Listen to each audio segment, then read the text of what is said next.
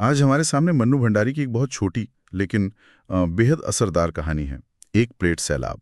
हम्म। हमारे पास इसका टेक्स्ट है और कुछ विश्लेषण भी हैं। और सच कहूं तो इसे पढ़कर मैं थोड़ा बेचैन हूं। हाँ, ये कहानी बेचैन करने वाली है ही। ये ऊपर से जितनी सीधी लगती है, अंदर से उतने ही मुश्किल सवाल खड़े करती है। और शायद यही इसकी सबसे बड़ी खूबी है। ये आपको आराम से बैठने नहीं देती। कहानी एक महानगर की है, जहाँ जोरदार बारिश हो रही है, बाढ़ आई हुई है, और इसी बाढ़ के बैकड्रॉप में हमें दो अलग अलग दुनियाएं एक साथ दिखाई देती हैं। हाँ, और ये दुनियाएं एक ही शहर में हैं, शायद कुछ किलोमीटर्स के फासले पर। बिल्कुल। एक तरफ एक मध्यवर्गीय घर है, जहां एक महिला खिड़की के पास बैठकर बारिश देख रही है, सुरक्षित, आराम से। उसके लिए बारिश शायद पकौड़े खाने का, एक रोमांटिक ख्याल का मौका है। हम्म। और दूसरी तरफ वो दुनिया है जहां इस बारिश ने कहर बरपाया है। झुग्गी बस्तियों में रहने वाले लोग, उनके लिए ये बारिश रोमांस नहीं बल्कि बर्बादी है। बर्बादी। उनके कच्चे घर डूब गए हैं, सामान बह गया है, और सबसे बड़ी बात, उनके चूल्हे ठंडे पड़े हैं। उनके लिए ये जान बचाने की लड़ाई है।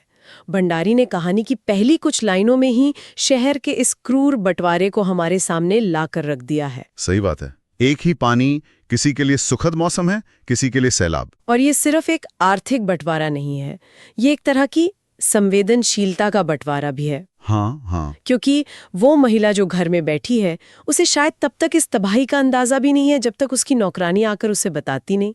वो अपनी दुनिया में मग्न है। बिल्कुल, ये शहरों का एक कड़वा सच है। हम अपनी बनाई हुई दीवारों के पीछे इतने सुरक्षित हो जाते हैं कि बगल में क्या हो रहा है हमें पता ही नहीं चलता। हमारे लिए शहर का मतलब हमारे घर, हमारे ऑफिस और मॉल तक सीमित हो जाता है। झुग्गी बस्तियां तो जैसे शहर के नक्शे पर होकर भी अदृश्य होती हैं। सही कहा। उस महिला को भी हकीकत का पता तब चलता है जब नौकरानी उसे बताती है कि बस्ती में लोग भूखे हैं, बच्चे बिलख रहे हैं। और ये सुनकर, जैसा कि शायद हम में से कोई भी करेगा, वो महिला भावुक हो जाती है। उसे एक अपराध बोध होता है। हाँ, गिल्ट। उसे लगता है कि जब वो यहाँ आराम से बैठी है तो बाहर लोग भूख से तड़प रहे हैं, उसे कुछ करना चाहिए।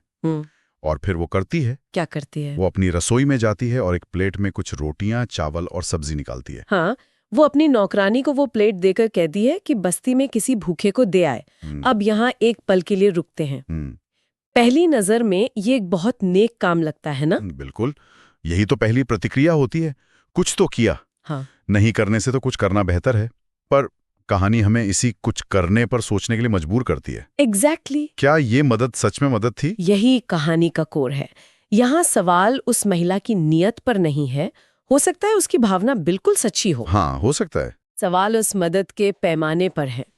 सोचिए, जहाँ सैकड़ों लोग बेघर और भूखे हैं, जहाँ तबाही एक सैलाब की तरह आई है, वहाँ एक पेट खाना क्या मायने रखता है? कुछ भी नहीं। ये एक गिलास पानी लेकर आग बुझाने जाने जैसा है। मतलब ये मदद उस तकलीफ को कम करने के लिए नहीं, बल्कि शायद अपने अंदर उठे अपराध बोध को शांत करने के लिए थी, कि चलो मैंने अपनी तरफ से कुछ कर दिया। ये एक बहुत बड़ा सवाल है और कहानी इसका सीधा जवाब नहीं देती, लेकिन ये हमें उस दिशा में सोचने को धकेलती है।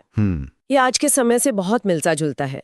जैसे सोशल मीडिया पर किसी त्रासदी को लेकर एक हैशटैग चला देना, या हाँ, एक दुखद पोस्ट शेयर कर देना। सही, इसे स्लैक्टिविज्म कहते हैं। इससे हमें लगता है कि हमने अपना कर्तव्य पूरा कर दिया, हमें एक मानसिक शांति मिल जाती है। लेकिन क्या इससे जमीन पर कोई फर्क पड़ता है? नहीं। उस महिला की एक प्लेट खाना भी कुछ वैसा ही है। ये एक प्रतीकात्मक काम है, वास्तविक समाधान नहीं। लेकिन क्या हम उस महिला से ये उम्मीद कर सकते हैं कि वो अकेले ही सैकड़ों लोगों के खाने का इंतजाम कर दें? ये भी तो मुमकिन नहीं है। नहीं है। क्या उसकी कोशिश, भले ही छोटी हो, उसे पूरी तरह से खारिज कर देना सही है? नहीं, बिल्कुल नहीं। और कहानी भी उसे जज नहीं करती, वो बस हालात हमारे सामने रखती है। अच्छा। मुद्दा ये नहीं है कि उसने कम क्यों दिया, मुद्दा ये है कि हमारी सामाजिक व्यवस्था ऐसी क्यों है कि एक इंसान की छोटी सी मदद, जो उसके लिए कुछ भी नहीं है, दूसरे के लिए जिंदगी और मौत का सवाल बन जाती है। ओहो। खाई इतनी गहरी है कि उसे एक प्लेट खाने से नहीं भरा जा सकता।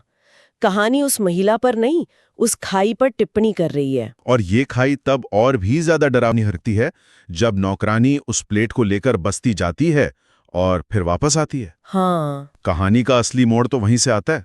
जो वो आकर बताती है, वो सच में हिला कर रख देता है। हाँ, क्योंकि उस एक प्लेट का जो असर होता है, उसकी कल्पना शायद उस महिला ने कभी नहीं की होगी। नौकरानी लौटकर बताती है कि जैसे ही वो खाने की प्लेट लेकर वहां पहुंची, सैकड़ों भूखी नजरें उस पर टिक गईं। लोग उस पर ऐसे झपटे जैसे कभी खाना देखा ही ना हो। और फिर वो शब्द आता है। नौकरानी कहती है कि वो एक प्लेट खाना उन लोगों के लिए एक सैलाब था। सैलाब। एक मिनट, मुझे ये बात हजम करने में थोड़ा वक्त लगा। एक प्लेट खाना और सैलाब, ये तो मतलब विरोधाभास की पराकाष्ठा है ना? सैलाब तो वो होता है जो सब कुछ बहा ले जाता है, तबाह कर देता है। यहाँ एक प्लेट खाना सैलाब कैसे बन गया? यही मन्नू भंडारी का कमाल है। उन्होंने एक शब्द से पूरी कहानी का मतलब पलट दिया। कैसे? यहाँ दो सैलाब हैं। पहला सैलाब पानी का है, जिसने लोगों के घर छीन लिए, और दूसरा सैलाब भूख का है, जरूरत का है, जो उन लोगों के अंदर उमड़ रहा है। अच्छा। और जब उस भूख के सैलाब के सामने एक प्लेट खाना आता है, तो वो उम्मीद का या शायद और ज्यादा डेस्परेशन का तीसरा सैलाब बन जाता है। एक बच्चे का भी पेट न भरे, सैकड़ों लोगों ने आपस में बांटा होगा। एक दाना, एक दाना, एक निवाला। उसने किसी की भूख नहीं मिटाई होगी शायद, और भड़का दी होगी, लेकिन फिर भी वो उनके लिए सैलाब था। इसका मतलब उनकी जरूरत कितनी बड़ी रही होगी। बिल्कुल, ये शीर्षक का असली मतलब है। एक प्लेट सैलाब, ये दान की मात्रा और जरूरत की विशालता के बीच का एक व्यंग है। व्यंग। ये दिखाता है कि जब असमानता इतनी ज्यादा हो, तो अमीरों का फेंका हुआ एक टुकड़ा भी गरीबों के लिए एक दावत जैसा लग सकता है। ये उस महिला के दिए हुए दान को ग्लोरीफाई नहीं करता, बल्कि उस सिस्टम पर सवाल उठाता है जहां लोगों को इतने कम में भी उम्मीद का सैलाब दिखने लगता है। ये असल में एक बहुत ही दुखद और तीखी टिप्पणी है। तो अगर हम इन सब धागों को एक साथ जोड़ें, तो ये कहानी हमें किन बड़े मुद्दों तक ले जाती है।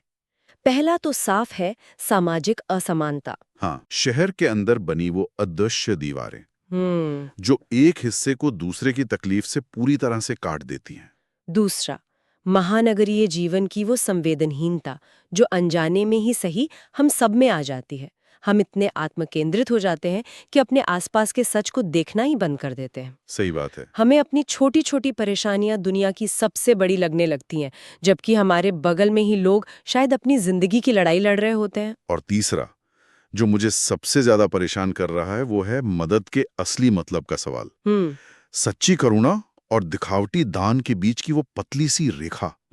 हम मदद क्यों करते हैं? क्या हम वाकई किसी का दुख कम करना चाहते हैं, या हम सिर्फ खुद को ये यकीन दिलाना चाहते हैं कि हम अच्छे इंसान हैं? और इसमें एक और बहुत जरूरी पहलू है जिसे नजरअंदाज नहीं किया जा सकता। क्या? वो है नारी दृष्टिकोण। ये पूरी कहानी एक घर के अंदर एक महिला के नजरिए से कही गई है। कहानी के दो सबसे महत्वपूर्ण किरदार भी महिलाएं हैं, मालकिन और नौकरानी। हाँ, ये तो मैंने सोचा ही नहीं। और ये दोनों महिलाएं अपने अपने वर्ग का प्रतिनिधित्व करती हैं। मन्नू भंडारी ने इस मुद्दे को किसी राजनीतिक भाषण या सामाजिक लेख की तरह नहीं पेश किया। उन्होंने इसे एक बहुत ही व्यक्तिगत, भावनात्मक और घरेलू स्तर पर रखा है। हाँ, ये बात बहुत सही है, क्योंकि ये घर के अंदर हो रहा है, ये और भी ज्यादा भरोसेमंद और असरदार लगता है। बिल्कुल। हमें उस मालकिन के मन में चल रही उथल पुथल भी महसूस होती है, और नौकरानी की आंखों से उस बस्ती की बेबसी भी दिखती है। ये हमें सिर्फ एक दर्शक नहीं, बल्कि उस स्थिति का एक हिस्सा बना देता है। सही कहा। ये कहानी को उनके बारे में नहीं, बल्कि हमारे बारे में बना देता है। हम सब उस महिला की जगह खुद को रखकर सोच सकते हैं, शायद हम भी वही करते। शायद। और यही कहानी की सफलता है। ये हमें कटघरे में खड़ा करती है, लेकिन बिना उंगली उठाए। तो एक प्लेट खाने की इस कहानी से शुरू हुई हमारी चर्चा हमें हमारे समाज, हमारे शहरों और हमारी अपनी इंसानियत के बारे में बहुत कुछ सोचने पर मजबूर कर देती है।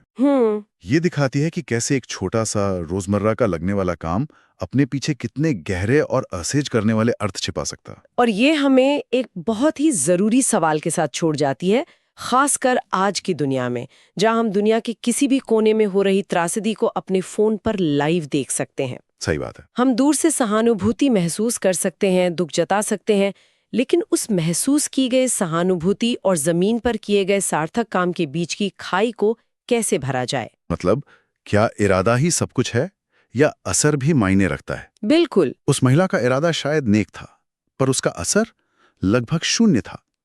तो हम उसकी कोशिश को कैसे देखें? शायद कहानी यही पूछ रही है। ऐसी दुनिया में जहां जरूरतें एक समंदर की तरह हैं, वहां हमारी एक बाल्टी मदद का क्या मोल है?